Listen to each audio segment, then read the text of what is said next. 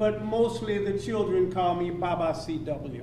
And the adults just say sometimes Baba or CW. Mm-hmm. And so today, you know, we know that the first day is Unity. Tell me just a bit why and what you're planning to celebrate through the first day of Unity. The first day of Unity, Umoja, of course, we're going to light the Kanara. We're going to light up the candles, and each day we'll light a candle. And we'll also have our decorations here, and it's symbolic of basically the children. You have the ears of corn, you have the bowl of fruit, you have the mat and everything, the Unity cup and all. So usually this is pertaining to the children, the first fruits. And the first fruits are basically about the children. This drum is called an Ngoma drum, and it's actually where the language is used quite a bit, Swahili. But this is called an Ngoma drum. And it was brought to me by a gentleman from Uganda who played in the group, the Children of Uganda, out of Uganda for the orphanage program there. Basically what I was playing with this drum, of course, was an ancestral song. And I was singing to my ancestors who taught me this music. And the name of it is Lamba, or sometimes they call it Jolly Dawn. And Jolly Dawn is basically the song of the Jolly. And the Jollies were responsible for keeping the ancestor lineage during ancient times, let's say 1,000 years ago.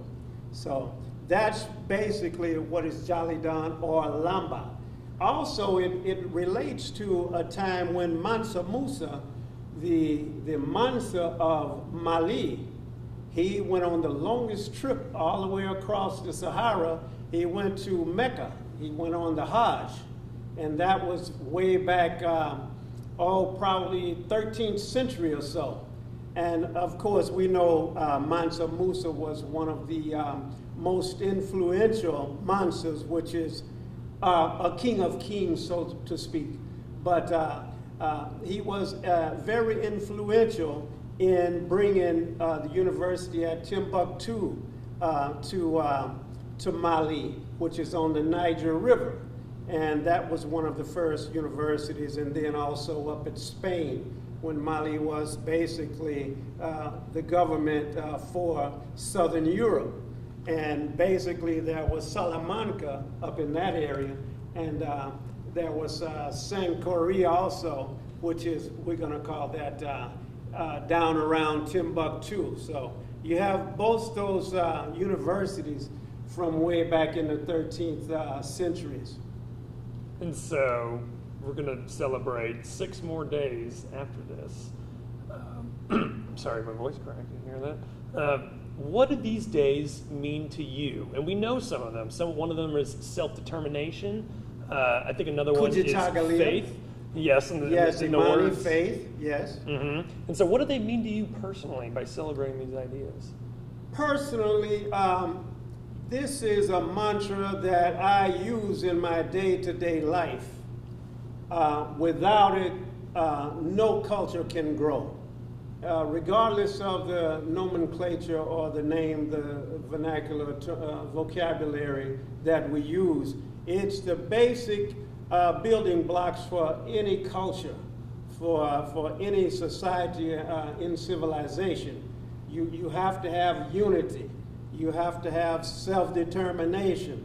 And I guess if I was to name them Umoja, unity, self-determination, Kujichagalia, collective work and responsibility, Ujama, cooperative economics, Nia, purpose, Kuumba, creativity, and Imani, faith. You have to have those items, those particular building blocks in your society or in your community or your culture in order for it to thrive and to even survive. Mm-hmm. So for me, it is the heart of my, how should I say, my life.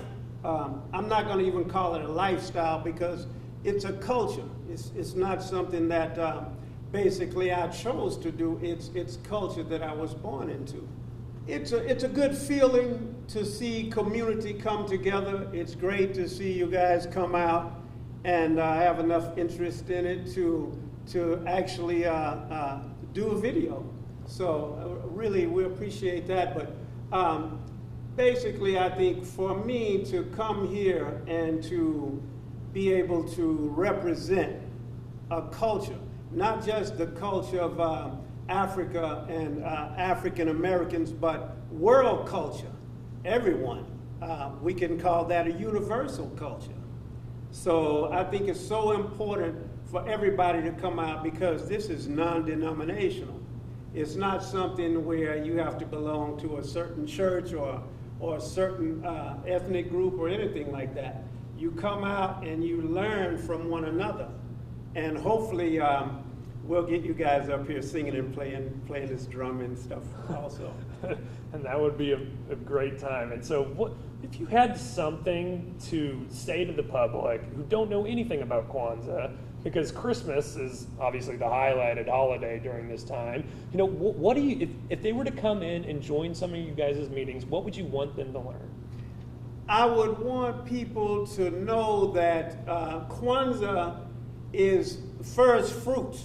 It's about the children, and it doesn't take the place of Christmas.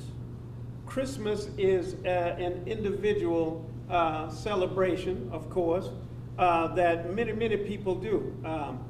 Kwanzaa comes in the middle of Christmas and New Year's, and it's a time for people to rejoice and to learn about other cultures. So it would be great if other cultures would come and put aside the differences about religion or Christmas or anything of that nature, because this is a non-denominational celebration where everyone can get a chance to learn about one another. And this is Andrew Culver, East Texas News, KLTV 7 News, and this is a WebXtra. Thank you.